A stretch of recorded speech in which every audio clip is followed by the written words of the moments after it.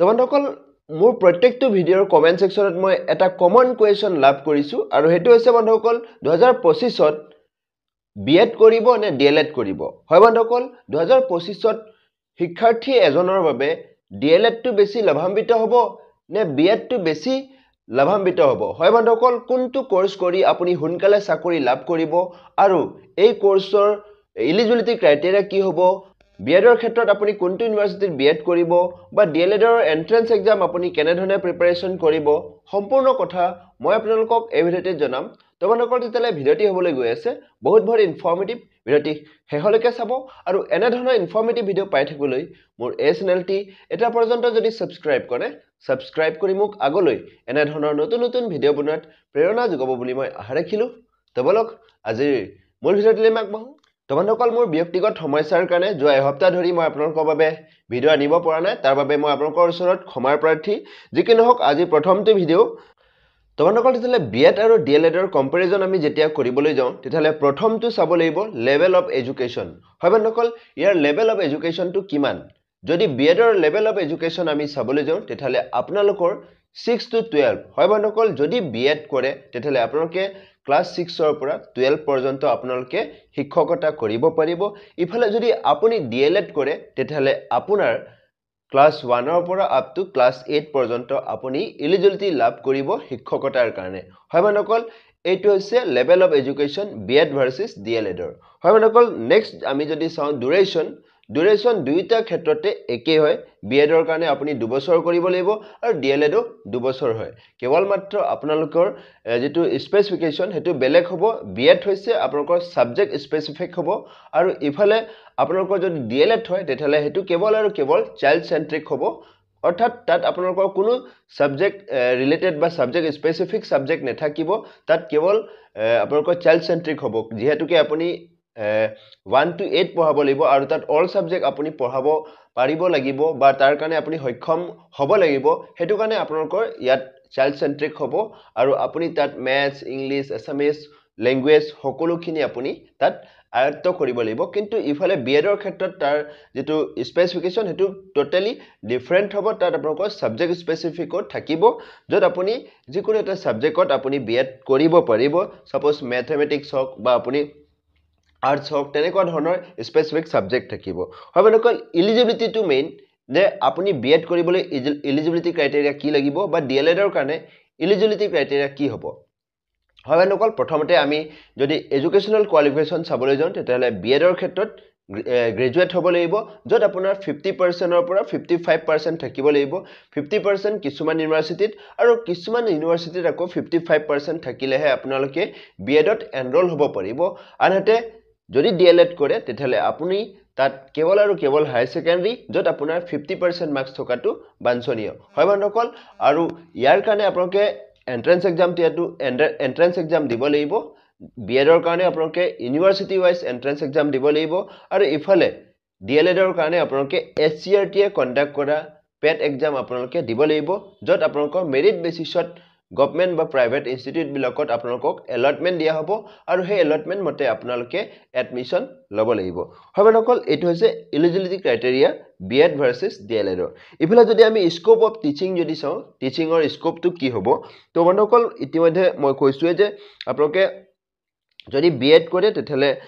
আপোনালোকে secondary school middle আৰু হাই স্কুলত আপোনালোকে আৰু হায়াৰ সেকেন্ডাৰী স্কুলত পঢ়াব পাৰিব আৰু এডিশনাল আপোনালোকে টেট পাস কৰিব লাগিব তাৰ কাৰণে লগতে ডিএলএড যদি আপোনালোকে কৰে তেতিয়ালে আপোনালোকে প্ৰাইমাৰী আৰু আপাৰ প্ৰাইমাৰী সেক্টৰত আপোনালোকে শিক্ষকতা কৰিব পাৰিব তো হেতু হৈছে স্কোপ অফ টিচিং নেক্সট আমি যদি চাওঁ আপোনালোকৰ কেৰিয়াৰ অপৰচুনিটিজ কি হ'ব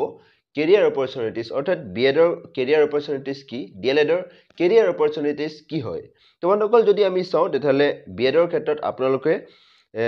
সেকেন্ডাৰী স্কুল টিচাৰ হ'ব পাৰিব প্লাস আপোনালোকে subject specialist in high school অৰ্থাৎ হাই স্কুলত আপোনালোকে সাবজেক্ট স্পেশালিষ্ট বা সাবজেক্ট টিচাৰ হ'ব পাৰিব সোশ্যাল সায়েন্স হওক বা সায়েন্সৰ হওক বা ম্যাথমেটিক্সৰ হওক বা এছামিজ হওক আপোনালোকে যেটো আপোনালোকৰ যেটো ডোমেইন সাবজেক্ট বা যেটো সাবজেক্টত আপোনাৰ দখল আছে সেই সাবজেক্টৰ ওপৰত আপুনি সাবজেক্ট স্পেসিফিক টিচাৰ হ'ব পাৰিব লগতে আপোনালোকৰ ডিএলএডৰ ক্ষেত্ৰত যদি চাওঁ তেতিয়ালে প্ৰাইমাৰী স্কুল বা আপাৰ প্ৰাইমাৰী স্কুলত আপুনি টিচাৰ হ'ব পাৰিব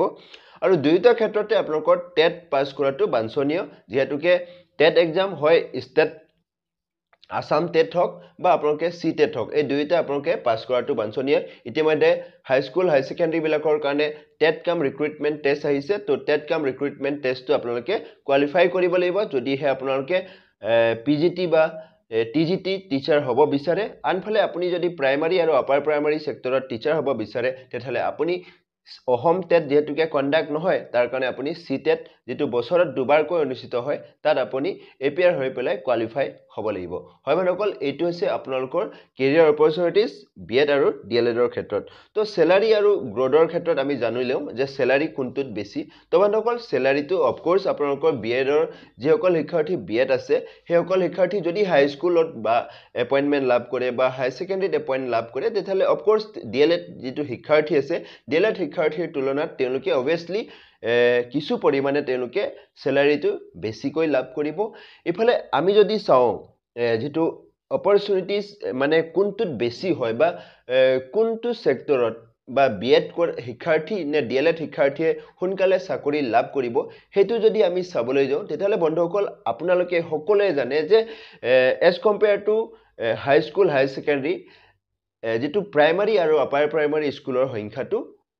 অধিক হয় বা তাত বেছি হয় তো এটো কাৰণে প্ৰাইমাৰী আৰু আপাৰ প্ৰাইমাৰী সেক্টৰত ভ্যাকেন্সিটো অকনমান বেছিকৈ উলাই as compare to high school high সেকেন্ডাৰীৰ কাৰণে তো বন্ধুসকল তেতিয়ালে অফ কোৰ্স যিসকল শিক্ষাৰ্থী ডিএলএড কৰি আছে তেওঁলোকে হাই স্কুল হাই সেকেন্ডাৰীত এপ্লাই কৰিব নোৱাৰিলেও এলপি আৰু প্ৰাইমাৰী সেক্টৰত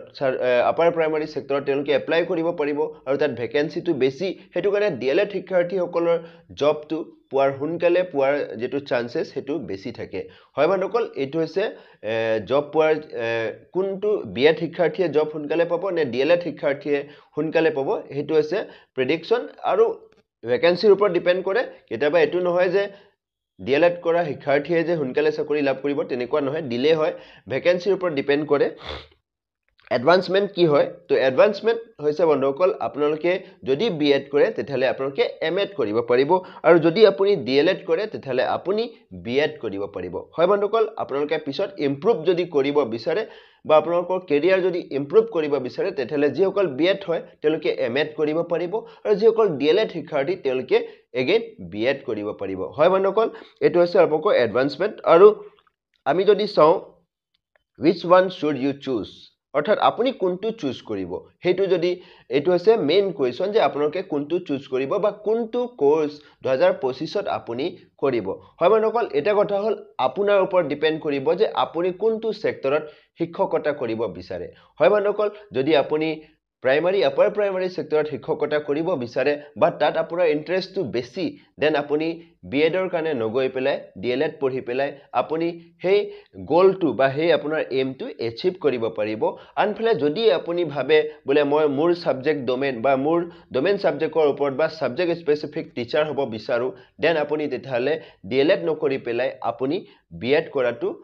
খুবেই প্ৰয়োজনীয় হ'ব বা খুবেই জৰুৰী হ'ব আপোনাৰ কাৰণে হয় বন্ধুসকল এই ক্ষেত্ৰত আপোনাৰ ওপৰত ডিপেন্ড কৰিব যে আপুনি কোনটো কোৰ্স কৰিব যদি আপুনি ভাবে যে হাই স্কুল হাই সেকেন্ডাৰীত পঢ়াম তেতিয়ালে আপুনি বিএড কৰিব লাগিব ডিএলএড কৰিলে আপুনি হেই যেটো আপোনাৰ গোলটো আপুনি এচিভ কৰিব নোৱাৰিব হয় বন্ধুসকল আৰু মই আপোনালোকক এটা কথা জনাই দিও যিসকল শিক্ষাৰ্থী বিএড কৰিব তেওঁলোকে এটো নহয় যে কেৱল হাই স্কুল হাই সেকেন্ডাৰীত এপ্লাই কৰিব পাৰিব তেনেকুৱা নহয় তেওঁলোকে আপাৰ প্ৰাইমাৰী সেক্টৰ যেটো 6 to 8 তাতো এপ্লাই কৰিব পাৰিব কিন্তু ডিএলএডৰ ক্ষেত্ৰত কেৱল 1 to 8 লৈকেহে 1 to 8 ৰ ওপৰত তেওঁলোকে এপ্লাই কৰিব নোৱাৰে হাই স্কুল বা হাই সেকেন্ডাৰীত তেওঁলোকে কোনো দিনে কেতিয়াও এপ্লাই কৰিব নোৱাৰে যেতিয়া পৰ্যন্ত তেওঁলোকে বিএড কোৰ্সটো কৰি নলয় হয় বন্ধুসকল তেতিয়ালে এই ক্ষেত্ৰত বিএডৰ যেটো প্ৰয়োজনীয়তা হেতু বেছি আৰু তাৰ ভ্যালুটো হেতু অফ কোৰ্স ডিএলএডৰ তুলনাত বহু গুণে বেছি হয় তো বন্ধুসকল তেতিয়ালে আপোনালোকে